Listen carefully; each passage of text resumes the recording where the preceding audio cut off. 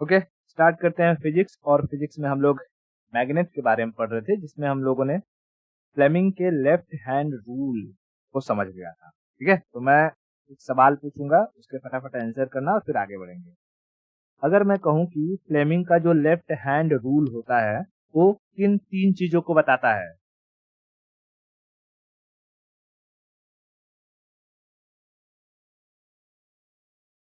FBI, FBI है ना? FBI कहाँ की एजेंसी है? यूएसए की। हाँ, तो ये क्या है? एफ क्या है? मैग्नेटिक फोर्स का डायरेक्शन। ई क्या है? मैग्नेटिक फील्ड और का डायरेक्शन। और आई क्या है? करंट का डायरेक्शन। करंट का डायरेक्शन यानी इसमें अगर हम हाथ को रखते हैं अपने लेफ्ट हैंड को, लेफ्ट हैंड, अगर हम लेफ्ट हैंड को रखते हैं तो इसमें हमारा जो अंगूठा होता है, अंगूठा बताता है फोर्स के डायरेक्शन को। ये जो उंगली होती है, इंडेक्स फिंगर फिंगर ये फील्ड के डायरेक्शन को यानी बी। और जो बीच वाली उंगली होती है, मिडिल फिंगर, वो करंट के डायरेक्शन को बताता है, करंट के डायरेक्शन को बताता है। अच्छा बताओ, अगर मैंने स्क्रीन पर ऐसे क्रॉस बनाया है तो इसका क्या मतलब है? क्या इनसाइड?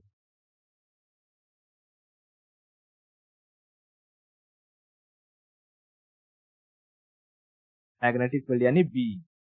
बी का डायरेक्शन क्या होगा? स्क्रीन के अंदर, स्क्रीन के अंदर। और वही मैंने ऐसे ऐसे साइन बना दिया तो बी का डायरेक्शन है आउटसाइड, आउटसाइड, आउटसाइड, आउटसाइड। चलो मैं एक कंडीशन दे रहा हूं। मैं कह रहा हूं कि अगर ये हमारा है बी का डायरेक्शन और अगर करंट करंट ऊपर की साइड है, ठीक है, करंट का डायरेक्शन कैसे है? ऊपर, अपर साइड, अपर साइड। तो फोर्स का डायरेक्शन बताओ, फोर्स का डायरेक्शन क्या होगा? ट्राई कर। लेफ्ट। ठीक है, हम देखते हैं इसको कैसे देखेंगे। तो जैसे कल देखा था, हमने लिया अपना हाथ, हाथ को हम सजाएंगे। देखो क्या कहा है? कहा है कि ये बी अंदर है और बी से किसको रिप्रेजेंट, मतलब बी किससे रिप्रेजेंट करते हैं? इंडेक्स फिंगर से। तो मैं पहले तो अंदर की साइड ले जाता हूँ, ठीक है, तो इसको अंदर की साइड कर दिया मैंने। ठीक है, बी हो गया अंदर। उसके बाद कह रहा है जो करंट है, करंट ऊपर है, तो हमारी ये मिडिल फिंगर करंट को बताता है, तो ऊपर करना है तो हम इसको ऐसे घुमाएंगे। समझाओ जी, ऐसे, है ना? ये हो गया ऐसे। अब ऐसे हो गया तो हमें हमारा सारा जो दोनों कंडीशन है वो सेटिस्फाई हो गया। पहले देखो, ये अंदर की साइड गया बी और ऊपर की साइड चला गया आई। तो हमारा ये जो डायरेक्शन हो गया, ये मतलब कि लेफ्ट साइड में, लेफ्ट साइड में हमारा फोर्स का डायरेक्शन आ गया। ठीक है, तो आई होप अब फ्लेमिंग का लेफ्ट हैंड रूल समझ में आ गया होगा। अच्छा, मैंने कहा था कि इसका एग्जांपल हम इसको मतलब कि एप्लीकेशन कहाँ यूज करते हैं? जब हम जनरेटर बनाते हैं, जनरेटर, है ना? जनरेटर, जनरेटर में क्या होता है? इसमें भी दो मैग्नेट होते हैं, नॉर्थ साउथ। इन दोनों का मैग्नेटिक फील्ड होगा इस डायरेक्शन में, यानी एफ का डायरेक्शन क्या दिखा रहा है? इधर,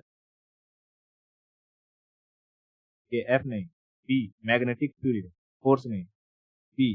बी का डायरेक्शन है इस साइड में, यानी राइट साइड में, है ना? इधर है तो राइट है ना, राइट साइड में। ठीक है, इसमें राइट साइड में दिखा रहा है बी का डायरेक्शन। उसके बाद, उसके बाद इसमें हम रोटर को लगाते हैं। मान लो ये मैं रोटर बना दिया, रोटर, और ये रोटर से करंट आता है, यानी करंट का डायरेक्शन क्या है? नीचे के साइड है ना? रोटर से करंट ऐसे नीचे आएगा, नीचे की साइड ऐसे, इसमें से करंट यहाँ नीचे आएगा, तो आई का डायरेक्शन हो गया ये, नीचे की साइड आई का डायरेक्शन हो गया। बी का डायरेक्शन इधर मैं लिख देता हूँ, ये है राइट, राइट साइड, तो इधर मैं लिख देता हूँ ये है लेफ्ट साइड, क्या? Left side. और ये ऊपर हो गया अपर, और ये नीचे हो गया डाउन, डाउन। तो हमें इसमें से दो चीजें मिल गई। क्या चीज? पहला तो ये बी का डायरेक्शन, देखो ये जो यहाँ से निकल रहा है ये क्या है? बी है। बी, बी का डायरेक्शन है राइट साइड में, और करंट जो आ रहा है नीचे की साइड आ रहा है डाउनवर्ड डायरेक्शन में करंट। तो इस हिसाब से अगर हम देखेंगे हमारा जो जनरेटर होगा इसमें फोर्स का डायरेक्शन कहाँ होगा, यानी ये जो मैग्नेटिक फील्ड है इसका फोर्स है सबसे अधिक कौन से डायरेक्शन में लगेगा। तो उसके लिए हमें यही लेफ्ट हैंड को सजाना पड़ेगा। लेफ्ट हैंड को सजाने के लिए मुझे क्या करना है? पहले बी को देखना है। बी कौन सी उंगली बताती है? तो बताती है इंडेक्स वाली, इंडेक्स वाली। तो हम ऐसे कर देते हैं, ठीक है। इंडेक्स वाली उधर चली गई। अब जब इंडेक्स वाली उधर चली गई तो इसमें देखो, इसमें करंट जो है कहाँ आएगा? नीचे की साइड। तो करंट नीचे की साइड आएगा तो हम ऐसे कर देंगे। अब करंट नीचे की साइड हो गया, है ना? दिखाई दे रहा है कि नहीं? देखो ये वाला हो गया हमारा बी, और ये हो गया हमारा करंट आई, और हमारे सामने अंगूठा कहाँ गया? हमारे सामने। हमारे सामने का मतलब इस जनरेटर के सामने ऊपर। और कोई अगर इस जनरेटर के ऊपर से ऐसे हाथ फिराएगा तो क्या करेगा? मैग्नेटिक फील्ड उसे खींच लेगा, क्योंकि इसी के ऊपर से मैग्नेटिक फील्ड है, उसका फोर्स जो दिख रहा है वो उसके ऊपर साइड में है। और अगर मान लो हमें जनरेटर को पैक करना हुआ, मान लो पूरा जनरेटर पैक करना है, तो हमें इधर ऊपर वाली जो दीवारें रहेंगी उन्हें बहुत मजबूत बनाना पड़ेगा। क्यों? क्योंकि जब ये मैग्नेटिक फील्ड है चले, मतलब कि जनरेटर चलेगा, मैग्नेटिक फील्ड क्रिएट हो रहा है, तो इसका जो फोर्स होगा वो बहुत तेजी से ऊपर की साइड लगेगा। तो हम ऊपर की दीवार मजबूत नहीं बनाएंगे तो ये दीवार टूट सकती है, और टूटेगी तो किसी को चोट भी लग सकती है। समझ में आई? ओके। अब इसका अगर मैं रियल एग्जांपल दिखाऊं तो जैसे इससे समझ सकती है। देखो ये जो है यहाँ पर ये मैग्नेट है, एक दूसरे को अट्रैक्ट कर रहे हैं, ठीक है। बीच में रखा हुआ है सेब, इनका डायरेक्शन देखो क्या है? ये बी का डायरेक्शन है। अभी देखो सेब किधर उड़ेगा? सेब उड़ा ऊपर की साइड, है ना? ऊपर की साइड। इसका मतलब ये जो मैग्नेटिक फील्ड था इसका डायरेक्शन तो इधर है राइट साइड में, लेकिन इसके फोर्स का डायरेक्शन है ऊपर, है ना? फोर्स का डायरेक्शन है ऊपर। तो हम देखते हैं कि जैसे लेफ्ट हैंड साइड में यही होता है हमारा, ऐसे ये होता है एफ, ये होता है बी, और ये होता है आई। अगर इसमें करंट जनरेट होता तो करंट ऐसे सामने की साइड आता, सामने की साइड आता, क्योंकि यहाँ पर हमने देख रहा है भाई इसका जो फील्ड है, इसका जो फील्ड है दिखा रहा है कि ऊपर है, इसलिए ये जो सेब है ये ऊपर भाग गया। और इस इन दोनों का जो बी है, बी सामने राइट में क्यों दिख रहा है? क्योंकि हमको दिख रहा है कि यहाँ से राइट में खसक रहा है, ये राइट में खसक रहा है। अब इसके प्रोस्पेक्टिव में देखेंगे तो ये लेफ्ट में खसकेगा, ये लेफ्ट में खसकेगा, लेकिन एक दूसरे को खींच रहे हैं। समझ में आ रहा? अच्छा, जब हमने लेफ्ट हैंड रूल समझ लिया, अब हम ये समझते हैं कि फ्लेमिंग का राइट हैंड रूल क्या कहता है। इसमें कुछ नहीं है, सिंपल एकदम। फ्लेमिंग राइट हैंड रूल, ठीक है। ये राइट हैंड रूल बहुत ही स्मॉल करंट के लिए यूज होता है, ठीक है। स्मॉल करंट को हम कहते हैं induced current. Small current, small current को हम क्या कहते हैं? Induced current, induced current. Induced current Hindi में प्रेरित धारा, प्रेरित। अच्छा, बहुत ही छोटी करंट कब प्रोड्यूस होगी? छोटी करंट कब प्रोड्यूस होगी? भाई सिंपल सी बात है, हमको पता है जब कभी भी इलेक्ट्रॉन अगर बहुत तेजी से भागते हैं तो करंट भी बहुत तेजी से जाएगा, ठीक है। करंट भी बहुत तेजी से जाएगा, लेकिन यहाँ इलेक्ट्रॉन को तो भगाना नहीं है, यहाँ हमें मैग्नेटिक फील्ड से क्या करना है? करंट जनरेट करना है। तो पहले मैं एक काम कर देता हूँ, ये मैं डायरेक्शन, ये क्या है? मैग्नेटिक फील्ड को बता रहा है, ठीक है। यहाँ मान लो मैग्नेटिक फील्ड है, मैग्नेटिक फील्ड। ये जीरो क्या बताता है? इनसाइड या आउटसाइड? आउटसाइड, यानी बी का जो डायरेक्शन है आउटसाइड है, बाहर की साइड है। अब मान लो मैं इसके ऊपर से एक कंडक्टर ले जाऊं, कोई भी पतला वायर ले जाऊं, पतला वायर है, ठीक है। इस पतले वायर को अगर मैं धीरे धीरे धीरे धीरे धीरे धीरे ले जाऊं तो मैग्नेटिक फील्ड ऊपर है, वायर को ले जाऊंगा कंडक्टर को, तो इसमें भी एक छोटी मोटी करंट जनरेट होगा कि नहीं होगा? होगा ही, ठीक है, छोटा मोटा करंट जनरेट होगा। तो देखो इसमें अगर हम देखेंगे भाई हमारा मैग्नेटिक फील्ड का डायरेक्शन है स्क्रीन के बाहर, और ये जो हमारा कंडक्टर है, कंडक्टर को हम मूव कर रहे हैं इस साइड में, यानी लेफ्ट साइड में, कंडक्टर को हम मूव कर रहे हैं लेफ्ट साइड में, ठीक है। तो ऐसी सिचुएशन में जो स्मॉल करंट जनरेट होगा उसका डायरेक्शन किधर होगा? तो छोटे करंट को पता करने के लिए हम फ्लेमिंग के राइट हैंड का इस्तेमाल करते हैं, समझ में? हाँ, लेकिन वही लार्ज अमाउंट में बड़ा करंट है तो उसके लिए हम अमूमन हमेशा क्या यूज करते हैं? फ्लेमिंग के लेफ्ट हैंड का इस्तेमाल, और छोटे करंट के लिए राइट हैंड का इस्तेमाल करेंगे। तो राइट हैंड में भी ऐसा नहीं कि कुछ चेंज हो जाएगा, सेम वही रहेगा। अंगूठा फोर्स के डायरेक्शन को बताएगा, इंडेक्स फिंगर तुम्हारे मैग्नेटिक फील्ड के डायरेक्शन को बताएगा, और बीच वाला मिडिल फिंगर तुम्हारे करंट के डायरेक्शन को बताएगा। बस फर्क इतना रहेगा कि वो रहेगा तुम्हारा राइट हैंड, ठीक है। ओके, चलो आगे बढ़े। अब हम समझते हैं कि फ्लेमिंग ने अपने अंगूठे का भी नियम दिया था, उसको कहा जाता है फ्लेमिंग का राइट हैंड थंब रूल, ठीक है, right hand thumb rule.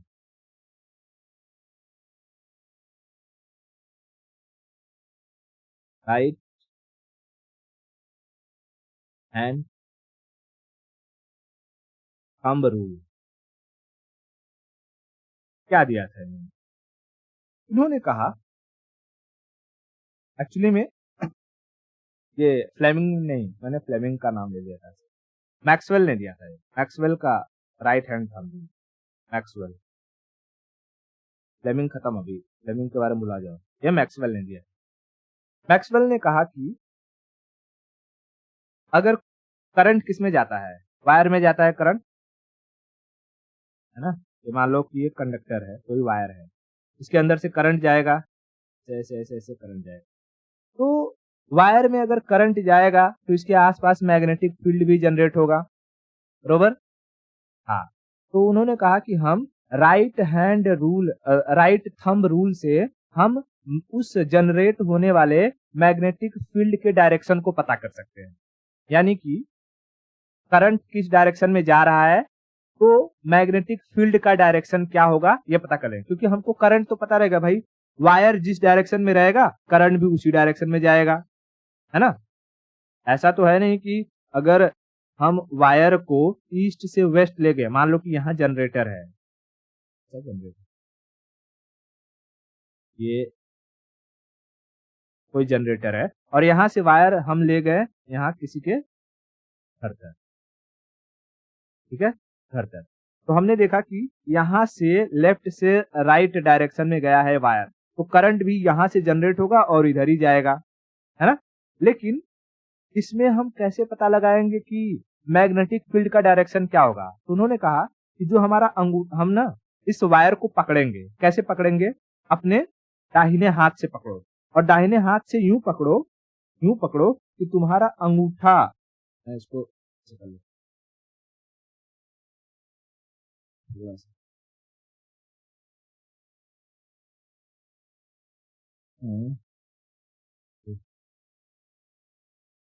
Select क्यों नहीं हो रहा है?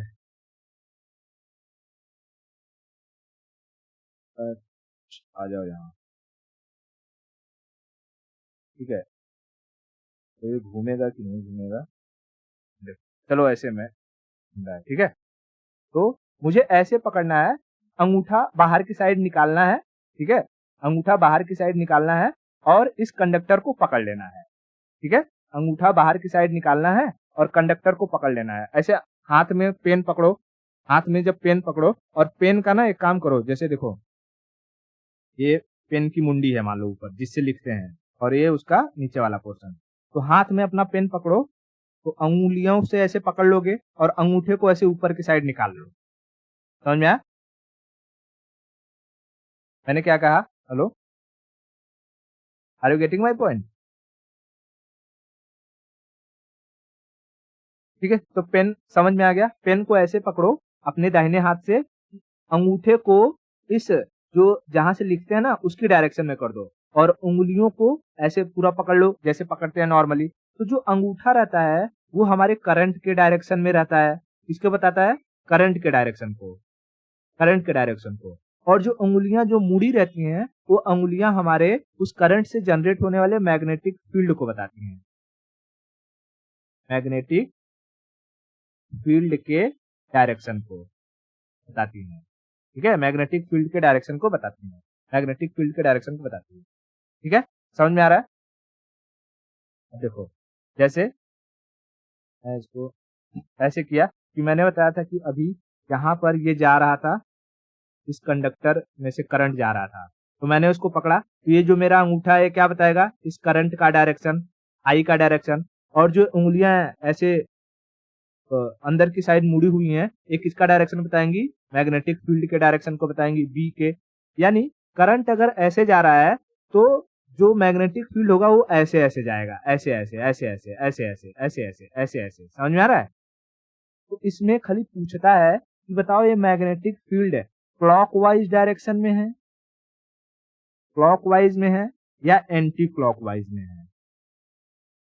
एंटी क्लॉकवाइज में। ठीक है, तो अब इसको करने के लिए क्या कर लेना, घड़ी को सीधा अज्यूम करना कि घड़ी अच्छा कैसे है, घड़ी में 12 यहाँ होता है, अगर घड़ी ऐसे ऐसे चल रही है तो क्लॉकवाइज का डायरेक्शन है, लेकिन घड़ी में अगर ऐसे ऐसे चल रहा है तो एंटी क्लॉकवाइज का डायरेक्शन है कि नहीं? हाँ, तो इसमें बताओ, इसमें जो करंट मैग्नेटिक फील्ड का डायरेक्शन है वो क्लॉकवाइज है या एंटी क्लॉकवाइज है, या ऐसे ऐसे चल रही है या ऐसे ऐसे चल रही है? पहले की है ना, एंटी क्लॉकवाइज है, एंटी क्लॉकवाइज है। तो राइट हैंड थंब रूल का इस्तेमाल करके हम किसके डायरेक्शन को पता लगाते हैं? नहीं, करंट के नहीं, मैग्नेटिक फील्ड के डायरेक्शन को। ठीक है, मैग्नेटिक फील्ड के डायरेक्शन को। तो करंट का डायरेक्शन ये अंगूठा बताता है, अंगूठा उसी डायरेक्शन में रहेगा जिस डायरेक्शन में करंट जा रहा है। उंगलियां बताएंगी मैग्नेटिक फील्ड का डायरेक्शन। ठीक है, उंगलियां बताएंगी मैग्नेटिक फील्ड का डायरेक्शन, और थंब बताएगा करंट का डायरेक्शन, करंट का डायरेक्शन। अच्छा, इसको ना, इस राइट हैंड थंब रूल को कभी कभी स्क्रू लॉ भी कह देते हैं, स्क्रू लॉ। स्क्रू, स्क्रू देखा है? जो स्क्रू जो लकड़ी लकड़ी वगैरह में घुसेड़ते हैं, है ना? तो स्क्रू को भी अगर तुम देखोगे कि अगर कोई मैं इसे लकड़ी बना दूं, ठीक है, तो लकड़ी बना दो और इसमें स्क्रू घुसेड़ना है, तो ये स्क्रू रहेगा इधर, ऐसे कुछ कुछ खांचा बना रहता है और ये स्क्रू रहता है। इस स्क्रू में भी देखो, तो उसको हमें अगर लेफ्ट ऐसे ऐसे घुमाएंगे, ऐसे ऐसे ऐसे ऐसे, तो अंदर चला जाएगा, और ऐसे ऐसे ऐसे ऐसे घुमाएंगे तो बाहर निकल आता है ना? तो स्क्रू भी, कभी कभी स्क्रू में भी ये जो इसकी खांचे बने रहते हैं स्क्रू के अंदर, वो हमारी उंगलियों को बताते हैं, और इसका जो ये ऊपर का टिप रहता है वो अंगूठे को बताता है। हालांकि बस ये नाम याद रखना, अपने को डायरेक्शन अगर पता करना रहेगा तो इस थंब वाले से पता कर लेना। ठीक है, थंब को कहाँ रखना है? हमेशा थंब को रखना है करंट की डायरेक्शन में, करंट की डायरेक्शन में। ठीक है, और उंगलियां क्या बताएंगी? मैग्नेटिक फील्ड का डायरेक्शन, मैग्नेटिक फील्ड का डायरेक्शन। क्लियर हो गया? अब चलो, इतना जितना हमने जो अभी कंसेप्ट पढ़ा है, इसी कंसेप्ट के बेस पर कुछ फॉर्मूले निकल के आते हैं।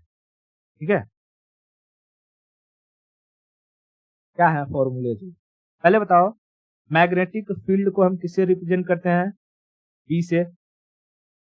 बी है मैग्नेटिक फील्ड, मैग्नेटिक फील्ड। और इस मैग्नेटिक फील्ड के फोर्स को एफ से, फोर्स को एफ से। अच्छा, ये मैग्नेटिक फील्ड जनरेट कैसे होता है? क्या करंट से मैग्नेटिक फील्ड जनरेट हो सकता है? करंट, मैग्नेटिक फील्ड जनरेट हो सकता है? करंट अगर जाए, अच्छा, करंट से मैग्नेटिक फील्ड जनरेट नहीं होगा। तो अभी राइट हैंड रूल में हमने क्या देखा फिर? राइट हैंड थंब रूल क्या बता अरे भाई, करंट से पता लगा रहे हैं, मतलब करंट है और उसकी वजह से मैग्नेटिक फील्ड है तभी तो पता लगा रहे हैं। और पूरी इलेक्ट्रिसिटी खत्म हो गई अगर तुम ये कहोगे कि करंट से मैग्नेटिक फील्ड जनरेट नहीं हो सकता, तब तुमने इलेक्ट्रिसिटी में क्या पढ़ा? हम करंट जनरेट कैसे करते हैं? अगर हमारे पास मैग्नेट है तो हम उससे करंट जनरेट कर सकते हैं। ओरेस्टेड ने क्या कहा कि अगर मैग्नेटिक फील्ड है तो भाई करंट जनरेट कर लो। फैराडे ने कहा कि अगर करंट है तो मैग्नेटिक फील्ड जनरेट कर लो। तो बेसिक चीजें हैं जो स्टार्टिंग से ही कई बार हमने पढ़ लिया है। ठीक है, यानी कि ये जो मैग्नेटिक फील्ड है, मैग्नेटिक फील्ड करंट से भी जनरेट हो सकता है। करंट को हम आई से रिप्रेजेंट करते हैं, करंट। ठीक है, अच्छा करंट कैसे, मतलब कि करंट किसके मूव करने से बनता है करंट? करंट मूव कर चार्ज के मूव करने से। इलेक्ट्रॉन को इंडिविजुअल लेवल पर हम क्या कहते हैं? चार्ज, है ना, चार्ज। तो क्यू को हम कहते हैं चार्ज। चार्ज चार्ज क्या करते हैं? गति करते हैं। गति मतलब वेलोसिटी, v वेलोसिटी। अब ये सारी की सारी चीजें याद रखना। चार इज सब टर्मिनोलॉजी। v क्या है? Magnetic field. F क्या है? उसका डायरेक्शन फोर्स का, उससे जनरेट होने वाला फोर्स। I क्या है? करंट, करंट की वजह से मैग्नेटिक फील्ड जनरेट होता है। Q क्या है? चार्ज, Q की वजह से करंट जनरेट होता है। V क्या है? वेलोसिटी, जब Q भागता है तभी करंट जनरेट होता है। तो फिर उसके बाद हमने जब फ्लेमिंग का नियम पढ़ा तो हमने देखा कि इनके बीच में कोई न कोई एंगल बन रहा है 90 डिग्री का, है ना, एंगल भी है इन एफ बी आई के बीच में, एफ बी आई के बीच में एंगल भी है। तो इन्हीं सब चीजों को देखते हुए लॉरेंज ने एक नियम निकाला, उसको कहा जाता है लॉरेंज फोर्स, और उसने फॉर्मूला दिया लॉरेंज फोर्स। उसने फॉर्मूला दिया कि फोर्स है तो F is equal to Q V B sine theta. क्या दिया? F is equal to Q V B sine theta. देखो, क्या इसमें से कोई ऐसी टर्मिनोलॉजी है जो समझ में ना आ रही हो? सब समझ में आता है। ये क्यू है तो उसने चार्ज के लिए कहा, कहा चार्ज के लिए जो फोर्स का इक्वेशन होगा होगा F is equal to Q V B sine theta. Q क्या है? चार्ज है, v उसकी वेलोसिटी, b उससे जनरेट होने वाला मैग्नेटिक फील्ड, और साइन थीटा इन सब में बनने वाला एंगल, इन सब में बनने वाला एंगल। उसके बाद फिर उसने कहा कि अच्छा, चार्ज की जगह कंडक्टर दे दिया तो, मतलब कि जिसमें से करंट जा रहा है तो तब वहां चार्ज की जगह करंट हो जाएगा। For conductor, for conductor, conductor में से जाता है करंट, तो उसने कहा कंडक्टर के लिए F इज इक्वल टू आई, यानी करंट, करंट है तो B होगा ही, और करंट तब तक जाएगा जितना बड़ा उसका लेंथ रहेगा कंडक्टर का, तो स्मॉल l रहता है साइन थीटा। ठीक है, कंडक्टर के लिए उसने क्या दिया? IBL sine theta, IBL sine theta, IBL sine theta. F is equal to IBL sine theta. I क्या है? करंट, B क्या है? B उससे जनरेट होने वाला मैग्नेटिक फील्ड, और L क्या है? कंडक्टर का लेंथ, कंडक्टर का लेंथ, कंडक्टर का लेंथ। अच्छा, दोनों मैं फॉर्मूले यहां लिख देता हूं। पहला F is equal to Q की वेलोसिटी B और साइन थीटा, और दूसरा क्या है? Q I B L sine, sine theta. अच्छा, अब देखो, ये जो साइन थीटा है, कभी कभी हो सकता है कि यूं कह दे कि जो करंट है या मैग्नेटिक फील्ड है, लेंथ है, ये सब अगर पैरेलल में है, यानी इनका एंगल पैरेलल में कोई चीज रहता है तो इनके बीच का एंगल क्या होता है? पैर 0 डिग्री। Very good. ठीक है, 0 डिग्री, 0 डिग्री। तो अगर सब पैरेलल में रहेंगे तो साइन जीरो कितना होता है? साइन 0 0। और जब सब पैरेलल में रहेंगे तो पूरा का पूरा फोर्स जीरो हो जाएगा। लेकिन अगर कहेगा कि इनके बीच का एंगल 90 डिग्री का है, यानी परपेंडिकुलर है, तो 90, और साइन 90 1। ठीक है, तो देखो, ये पहली कंडीशन हो जाएगी तुम्हारे पैरेलल के लिए। पैरेलल के लिए। लेकिन दूसरा वही अगर हम कहेंगे परपेंडिकुलर के लिए, तो यहाँ पर साइन थीटा 1 हो जाएगा इसकी वैल्यू, तो सिर्फ बचेगा क्या, क्यू वी बी और आई बी एल। तो किसके लिए हो जाएगा, परपेंडिकुलर के लिए, परपेंडिकुलर, ठीक है। यानी क्यू वी बी, यानी कि इन सब में जो ये है एंगल है वो 90 डिग्री का है, एक दूसरे के परपेंडिकुलर पे है, ठीक है। ये दो फॉर्मूले याद रहेंगे। बताओ, लॉरेंज ने चार्ज के रिस्पेक्ट में कौन सा फॉर्मूला दिया, F is equal to Q V B sine theta, और फिर कंडक्टर के लिए I B L sine theta. क्या करंट अगर है तो उससे मैग्नेटिक फील्ड जनरेट हो सकता है कि नहीं हो सकता, हो सकता है। मैग्नेटिक फील्ड है तो उससे हम करंट जनरेट कर सकते हैं कि नहीं कर सकते, ठीक है, कर सकते हैं। अच्छा, हमने जब चार्ज स्टार्ट करी थी, इलेक्ट्रिसिटी स्टार्ट करा था, तो हमने देखा था कि दो चार्जों के बीच में भी एक फोर्स होता है, और उनसे हमने एक इलेक्ट्रोस्टैटिक्स का इक्वेशन निकाला था फोर्स का, Q1 Q2 upon 4 pi epsilon naught R square, याद है। एक कांस्टेंट रखा था K 1 upon 4 pi epsilon naught, K की वैल्यू थी। तो इसी तरीके से कूलम्स ने एक मैग्नेटोस्टैटिक्स का नियम दिया था, कूलम्स लॉ ऑफ मैग्नेटोस्टैटिक्स। वो कूलम्स लॉ ऑफ इलेक्ट्रोस्टैटिक था, यहाँ पर Coulomb's law of magnetostatics, Coulomb's law of magnetostatics. इसमें उन्होंने कहा कि जैसे जब दो चार्ज होते हैं तो उनके बीच में एक फोर्स होता है।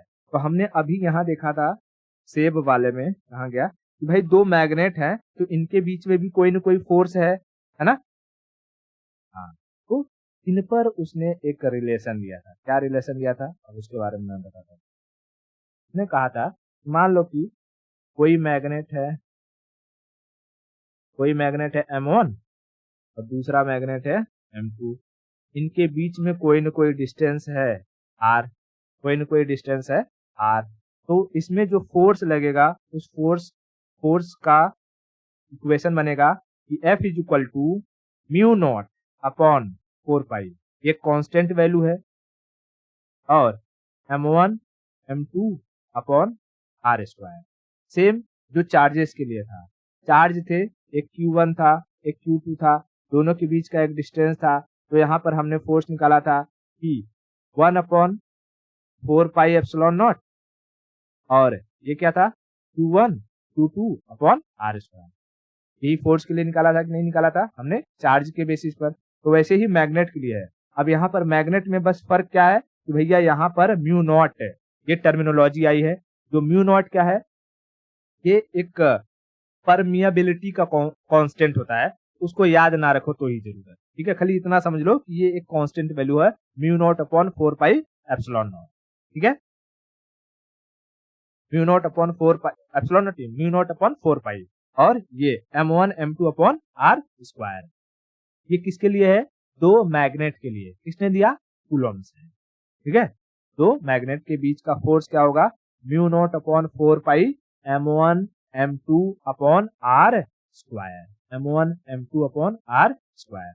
जब कभी एग्जाम में देगा तो इसका वैल्यू कांस्टेंट वैल्यू दे देता है, इतना है, ठीक है। और बाकी फिर इसमें से कोई चाहे डिस्टेंस दे दिया रहेगा और M1 की वैल्यू निकालने के लिए पूछेगा, या कोई M1 M2 दे दिया रहेगा तो R की वैल्यू निकालने के लिए पूछेगा। क्लियर हो गया इतना। अब हम एक न्यूमेरिकल सॉल्व करते हैं, ठीक है, और उसके बाद फिर आगे न्यूमेरिकल देखो क्या कहता है। न्यूमेरिकल कहता है कि 2 कूलाम का आवेश यानी चार्ज, 2 कूलाम का आवेश, आवेश यानी Q, चार्ज 4 मीटर प्रति सेकेंड की रफ्तार से 4 मीटर प्रति सेकेंड की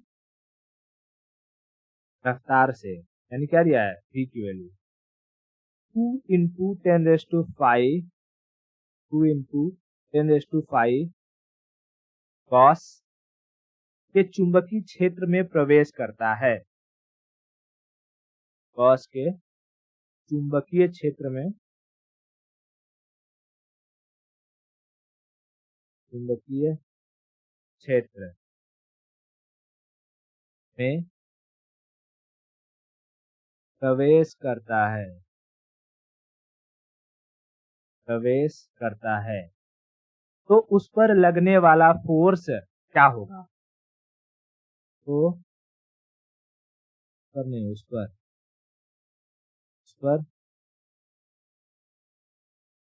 लगने वाला फोर्स क्या होगा?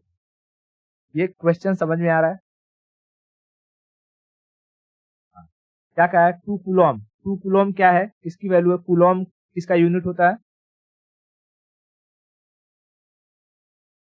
चार्ज का, है ना? लिखा तो है कूलॉम आवेश, यानी Q का दिया है 2 कूलॉम 2C।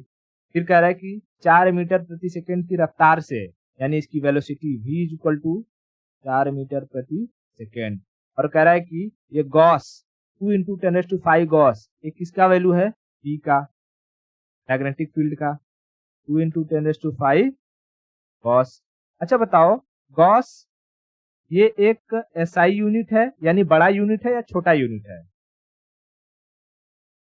छोटा है। मीटर, SI मतलब बड़ा या छोटा? अच्छा, SI मतलब छोटा होता है। मतलब मीटर और सेंटीमीटर में कौन बड़ा होता है? हाँ, दो ही ऑप्शन ही है, कोई बात नहीं। ठीक है, तो मीटर क्या है, बड़ा या छोटा? मीटर और सेंटीमीटर में मीटर छोटा होता है।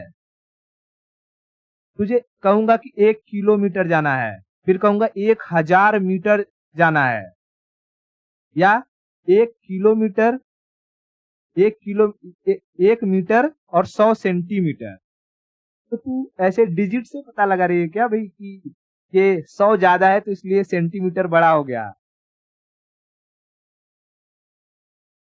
तो मीटर बड़ा, मीटर बड़ा होता है। सेकंड से भी और कोई चीज छोटा रहता है? कहीं पर ऐसा कोई फॉर्मूला है जिसमें सेकंड, क्या सेकंड के लिए मतलब टाइम के लिए कभी मिली सेकंड का भी इस्तेमाल होते हुए देखा है? कभी ऐसा सुना है?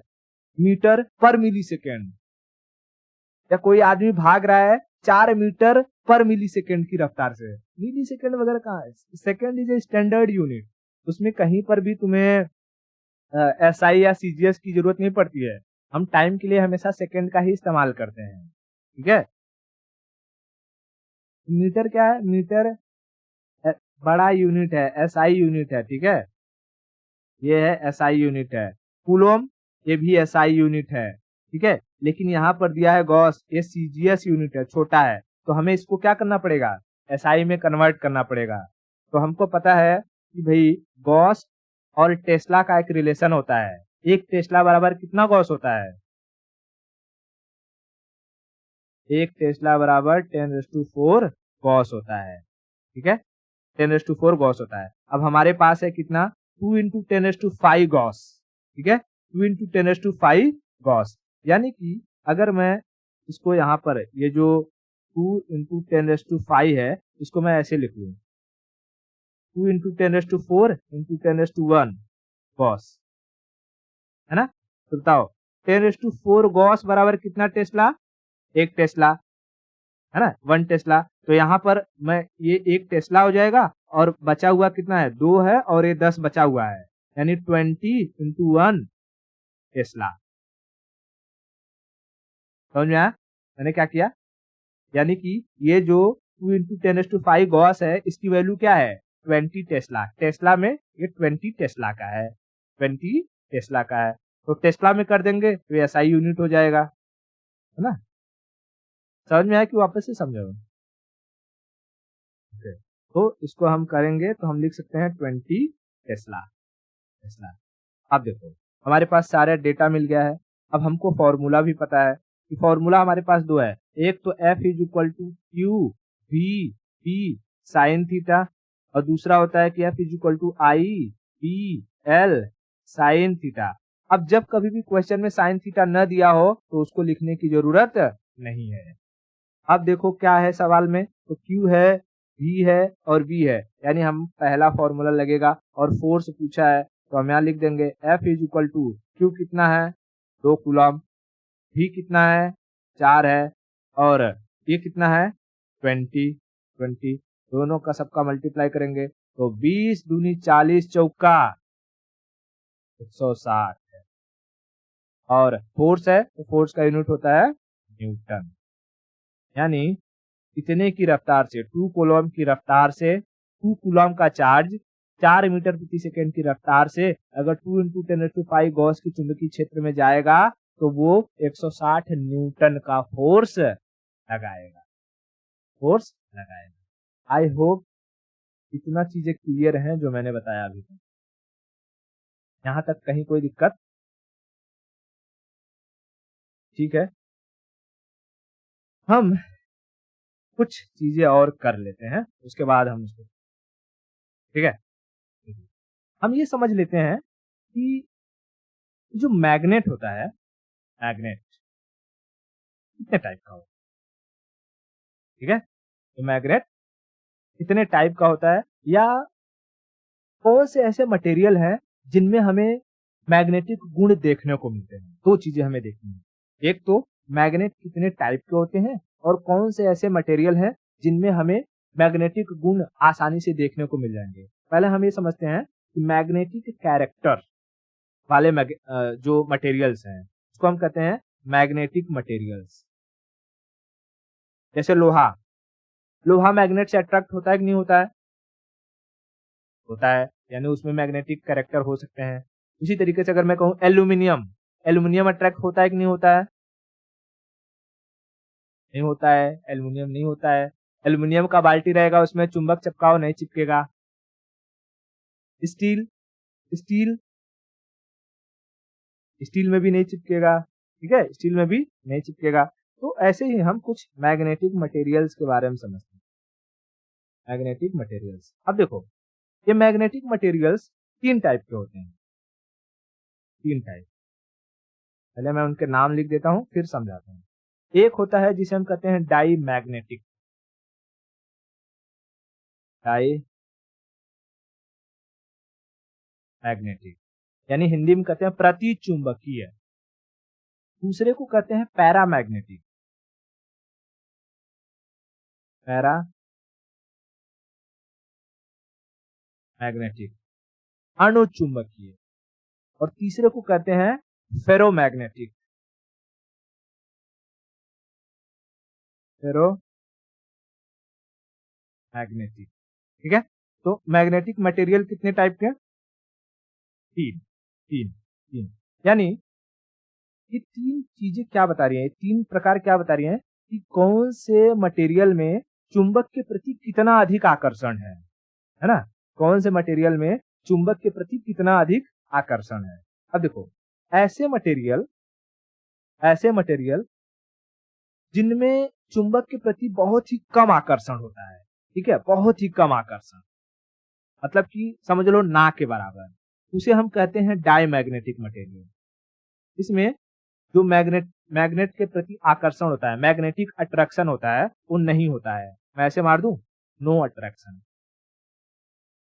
No attraction, no attraction. Paramagnetic में थोड़ा बहुत अट्रैक्शन होता है, थोड़ा बहुत, मिनिमम अट्रैक्शन, मिनिमम अट्रैक्शन। लेकिन जो फेरोमैग्नेट होती है ये हुमच के अट्रैक्ट करते हैं, यानी मैक्सिमम अट्रैक्शन, मैक्सिमम अट्रैक्शन, ठीक है। तो इनके पास अगर चुंबक उम्बक ले जाओगे तो दूर से पकड़ लेंगे, आओ आओ आओ, ठीक है। अब देखो एक जो पैरामैग्नेटिक रहेंगे उन्हें हम कुछ कुछ करके फेरोमैग्नेटिक बना सकते हैं, लेकिन डायमैग्नेटिक को नहीं बना सकते हैं। समझा? मतलब कि डायमैग्नेटिक में चुंबक आएगा ही नहीं, तो कहेगा जान दो। जैसे अगर मैं डायमैग्नेटिक का तुमको एग्जांपल दूं, तो जैसे हवा, एयर, एयर, क्या हवा में ऐसे हम चुंबक को लहराएं तो हवा चुंबक पे कुछ कुछ चिपक जाता है? नहीं, नहीं चिपकता है। अब हवा क्या है? हवा गैसों का मिश्रण है, तो इसमें आने वाले जितने भी गैसें रहेंगे, चाहे वो हाइड्रोजन हो, चाहे वो नाइट्रोजन हो, चाहे वो ऑक्सीजन हो, आर्गन हो, ठीक है, ये सारे के सारे इस पे चिपकेंगे नहीं। ये हो गए डायमैग्नेटिक। अब इसी के साथ और भी चीजें याद रखना, कभी कभी पूछता है सिल्वर। सिल्वर भी क्या है? डायमैग्नेटिक है, ठीक है, वो भी चुंबक के प्रति बिल्कुल अट्रैक्ट नहीं होता है। उसके बाद नमक, NaCl, NaCl ये भी डायमैग्नेटिक है। ये भी क्या नमक के पास मैग्नेट ले जाते हो तो वो अट्रैक्ट होता है? नहीं। इसी तरीके से सोना, Au, ये भी डायमैग्नेटिक है। इसके पास भी चुंबक ले जाओगे तो वो चिपकेगा नहीं। तो ऐसे मटेरियल जिनमें बिल्कुल ही अट्रैक्शन नहीं होता है इससे, मैग्नेट से, तो हम कहते हैं इनका जो मैग्नेटिज्म है, मतलब कि डायमैग्नेटिक मटेरियल का जो मैग्नेटिज्म है, मैग्नेटिज्म, उसको हम स्मॉल m से रिप्रेजेंट करते हैं, वो 1 से कम है। मैग्नेटिज्म क्या है? 1 से कम है, 1 से कम है, ठीक है, 1 से कम। अच्छा, अभी इसको अगर ना छोड़ो, अभी अभी इसको याद नहीं, अभी खाली इतना समझो कि डायमैग्नेटिक मटेरियल क्या है। ऐसे मटेरियल जिनका चुंबक के प्रति कोई आकर्षण नहीं है, उन्हें हम कहेंगे डायमैग्नेटिक मटेरियल। लेकिन बहुत कम आकर्षण होता है, बहुत कम, उसे हम कहेंगे पैरामैग्नेटिक। तो पैरामैग्नेटिक में आ जाते हैं एल्यूमिनियम, ठीक है, पैरामैग्नेटिक बहुत कम है। ये हम नहीं कह सकते कि ना के बराबर है, लेकिन बहुत कम है। एल्यूमिनियम जो हमें ऑब्जर्व नहीं होता है, पोटेशियम हो गया, सोडियम हो गया, Na अगर देखेंगे, ऑक्सीजन। देखो इसमें ना एक चीज ये याद रखना, एयर में ऑक्सीजन आता है, लेकिन जो ऑक्सीजन है, ऑक्सीजन ये मैग्नेट के प्रति आकर्षित होता है। इसलिए जब हमने ये बात करी थी, हमारा जो MRI निकालते हैं, MRI के अंदर होता है ब्लड, ब्लड में होता है आयरन, और आयरन के साथ साथ ब्लड के का हीमोग्लोबिन किसे कैरी करता है? ऑक्सीजन को। पानी पीते हैं तो पानी में क्या रहता है? H2O, oxygen. तो ये ऑक्सीजन ही उस मैग्नेटिक फील्ड के प्रति अट्रैक्ट होता है और इमेज बनने में मदद करता है। तो इसमें यही चीज याद रखना, ऑप्शन में यही पूछता है, क्योंकि इंसान को लगता है पहली बार में जब एयर पढ़ा है तो एयर में भी तो ऑक्सीजन होता है, तो ये नहीं रहेगा, लेकिन ये इसे भूल जाना, ये एक अपवाद है। जो ये ऑक्सीजन है, ऑक्सीजन थोड़ा बहुत अट्रैक्ट होता है मैग्नेट के प्रति, इसलिए उसे पैरामैग्नेटिक में रखते हैं। बाकी सब भूल जाना चलेगा, ऑक्सीजन मत भूलना। ऑक्सीजन को डायमैग्नेटिक में मत रखना, ऑक्सीजन को पैरामैग्नेटिक में रखना, पैरामैग्नेटिक में रखना। समझ में आया? हाँ। तो एल्युमिनियम हो गया, पोटेशियम हो गया, सोडियम हो गया, ऑक्सीजन हो गया, और इसके साथ साथ कैल्शियम भी याद कर लेना कि कैल्शियम भी थोड़ा बहुत मैग्नेट के प्रति आकर्षित होता है। उसके बाद अगर हम बात करें फेरोमैग्नेट, तो फेरोमैग्नेट में तो सारे मेटल आ जाएंगे जो मैग्नेट के प्रति धकाधक अट्रैक्ट होते हैं। तो उसमें जैसे आपका सबसे पहला आ जाएगा Fe। इससे क्वेश्चन नहीं पूछता है, ये पैरामैग्नेटिक से पूछता है और उसमें ऑक्सीजन दिया रहता है, ठीक है। तो Fe, क्योंकि सबको पता है फेरोमैग्नेट में आयरन हाँ अट्रैक्ट होता है, तो जो सबको पता है वो क्यों पूछेगा सवाल, है कि नहीं? तो आयरन हाँ, निकल हाँ, कोबाल्ट हाँ, तो जितने भी मेटल रहते हैं जैसे आयरन, कोबाल्ट, निकल वगैरह हो गए, ये सारे के सारे फेरोमैग्नेटिक होते हैं। अब फेरोमैग्नेटिक में जैसे मैग्नेट से कितनी मैग्नेटिक के प्रति उनका कितना आकर्षण है, उसकी क्षमता को हम कहते हैं मैग्नेटिज्म। क्या कहते हैं? मैग्नेटिज्म। मैग्नेटिज्म, तो जिसका मैग्नेटिज्म की जो संख्या रखी जाती है वो मैक्सिमम 1 रखी जाती है, मतलब कि 1 से अधिक। यहाँ पहले उसको रिप्रेजेंट किससे करते हैं? M से, स्मॉल m से। तो जिसका मैग्नेटिज्म सबसे अधिक होता है, मतलब वो फेरोमैग्नेटिक का होता है, तो उसको कहते हैं कि इसका मैग्नेटिज्म M से ज्यादा है, यानी ग्रेटर देन 1 है। मैंने उल्टा लिख दिया, m इज ग्रेटर देन 1। इधर रहेगा ना, मुंह उसका इधर खुला रहेगा m की तरफ। m is greater than 1। Paramagnetic में m इज इक्वल टू 1 और डायमैग्नेटिक में m इज लेस देन बस ये इतना ऐसे रिप्रेजेंट करते हैं इसको, उसके मैग्नेटिज्म, मैग्नेटिक जो क्षमता है अट्रैक्ट करने की क्षमता। समझे यहाँ? हाँ, तो अगर ऑप्शन में कहेगा कि बताओ किस मैग्नेटिक मटेरियल का मैग्नेटिज्म 1 से ज्यादा होता है? हाँ, फेरोमैग्नेट। हाँ, फेरोमैग्नेट, ठीक है, फेरोमैग्नेट। इतना क्लियर हुआ। मैग्नेटिक मटेरियल डाई, पैरा और फेरो। डाई, पैरा और फेरो। डाई में जिनका मैग्नेट से कोई रिलेशन नहीं है, वो मैग्नेट के प्रति कभी अट्रैक्ट होते ही नहीं, उनको हम डाई कहते हैं।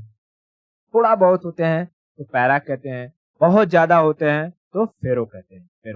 फेरो में जुड़ा होता है फेरस, ये फेरस ऑक्साइड, इसी की वजह से iron oxide, ferrous oxide, FP है ना, या इससे याद रखना, एफपी आयरन का ही वो होता है, तो रिप्रेजेंट में पीरियोडिक टेबल में उसी से रिप्रेजेंट करते हैं ना, हाँ, सिंबल एफपी, उससे याद रख लेना, फेरोमैग्नेट। इतना क्लियर है अभी तक? अगर इतना क्लियर है तो आज के लिए इतना रखते हैं। बाकी जो टाइप्स ऑफ मैग्नेट है वो 2 टाइप के होते हैं, परमानेंट और टेम्पररी के बारे में, और उससे रिलेटेड क्यूरी टेम्परेचर क्या होता है उसके बारे में, फिर जमीन के अंदर किस तरीके से मैग्नेट काम करता है, जमीन खुद, धरती खुद क्यों एक मैग्नेट है, इसके बारे में हम नेक्स्ट